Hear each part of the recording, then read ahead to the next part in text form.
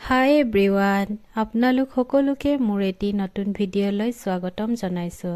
মই আজি শুকান মাছৰ চাটনি বনাইছোঁ, অলপ বেলেগ ধৰণে। কিন্তু মই শুকান মাছ বনোৱা ভিডিঅ'টো ইয়াতে দিয়া নাই। যদি আপোনালোকক লাগে মই পিন কৰি দিম, মোৰ ভিডিঅ' বনাই থোৱা আছে অলৰেডি বাৰু, সেইকাৰণে নিদিলোঁ। তাৰপিছতে মই ইয়াতে স্কোৱাছ পাত লৈছোঁ, কুমলীয়া। স্কোৱাছ পাতখিনি প্ৰথমতে কুহুমীয়া পানী আৰু নিমখ পানীত ভিজাই থলোঁ।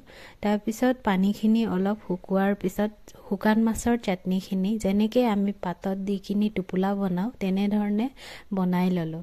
বনাই কিনি গেছত এখন টাৱা উঠাই দিলোঁ আৰু তাতে তেল অলপ দি দিলোঁ। তেল গৰম হোৱা টোপোলাখিনি মই তাতে দি দিলোঁ আৰু ঢাকোন মাৰি শিলুটিকৈ সিজালোঁ।